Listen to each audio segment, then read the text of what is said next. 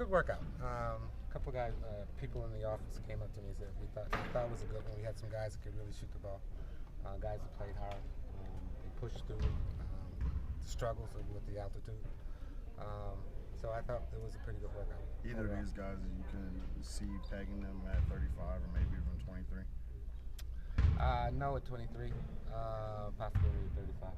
When you see these workouts and guys impress you, does that make you start thinking maybe we should trade to get into the lower end of the second round at all? Does that come up in discussions? One of the reasons we do a lot of workouts is because of that.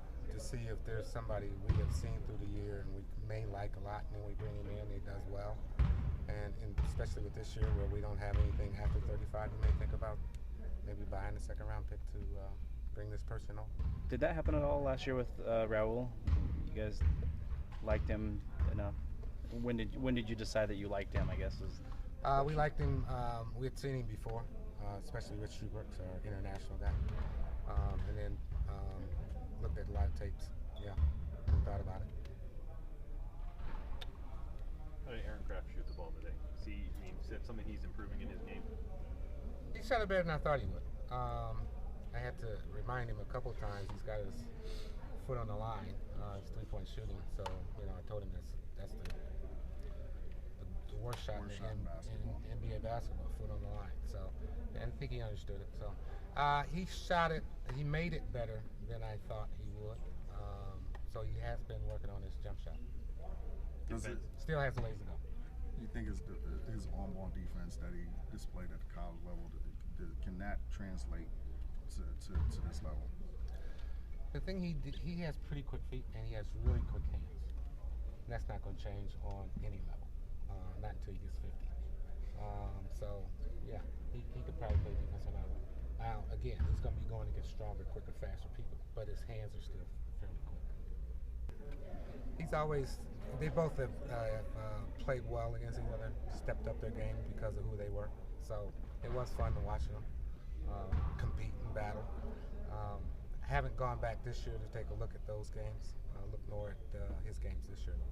Would you consult anybody on this roster about guys they played against in college and when their thoughts on them? We do that a lot of times when we interview these guys. We ask them about the best players they played against, who they like, who they don't like.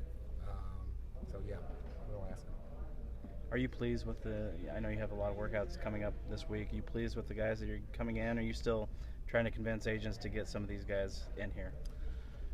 That's always an ongoing process, and I think more so this year because of the makeup of our team and the positions of where our draft picks are. So I'm still talking to quite a few agents trying to see if we can still get certain players in.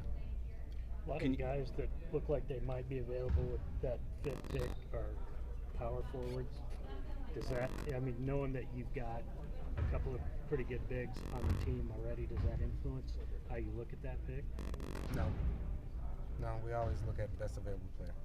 And if that was point or a power forward, if it's a point guard, if it's a guard, we always look at the best available player. Is that the challenge though with that makeup with those guys? Some guys don't want to come in thinking that you might not want to bring in a point guard or a power forward or.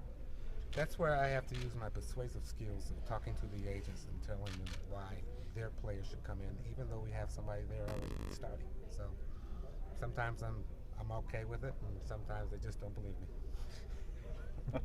Are there more open workouts coming up that will be like mini camp type things where you might get access to see players you can't get in individually? We have quite a few workouts left, so it'll be a combination of everything. Is there more pressure on you and your staff this year? Just with, it seems like this is you got to hit a home run this year. Is that kind of the feeling on the staff? There may be a little bit more pressure just because of how high our pick is, but there's pressure on us every year to make the correct pick, whether we're 5 or whether we're 18, whether we're 22 or whether we're just 35. So we still have, at least I do, put pressure on myself trying to get the best player. Is there that? You guys needed to go-to guy, a star-type player. Is that talked about? Do you feel that? Well, there could be some of those type players on our team already. Are we looking for that type player? Yeah, and that's something we do almost every year. find that 1 and 5. That's what we're trying to figure out. Been easier if we were 1, 2, or 3 naturally, but we're at what we are, and right now, you know, we have to look at 5. Dennis has to look at what he may want to do in terms of moving up, moving back, staying where we are, and then we'll make the selection wherever we are in the on draft night. When you guys are making, you know, having discussions, do you talk about the fact that you may or may not have Gordon here next year, and do you have to find somebody maybe to fill in, or do you have that luxury? No, that doesn't come into thinking because we think we're going to have Gordon with us next year. Does having the 23rd pick impact the 5th pick at all? It could, depending on who you take at 5. Yes. But again, if we think the player at 23 is the best player on the board and he's at the same position at 5, it's a conversation we'll have, and then we'll make the decision. With the coach search going on, are you carrying more responsibility this year on this end, and is Dennis kind of split a little bit? I think the whole organization is carrying a little bit more on that. Me personally, I'm doing what I normally do in terms of bringing players in, talking with agents.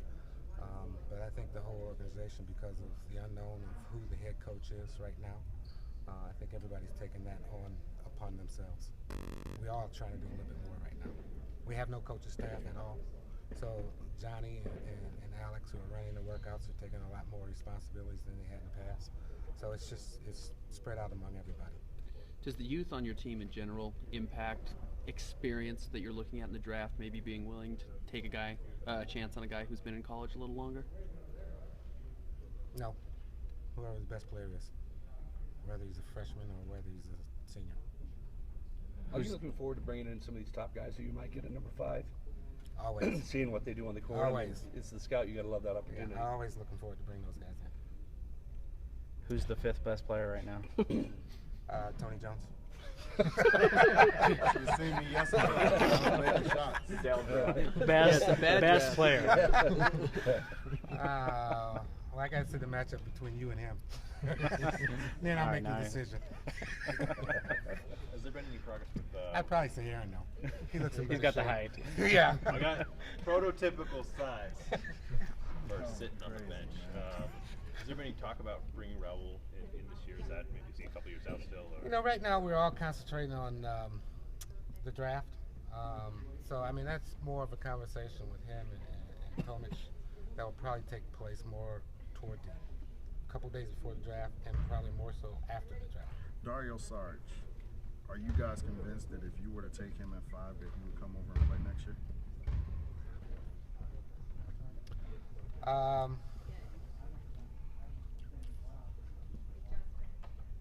You know, with Dario, there's so many different things coming out of his camp.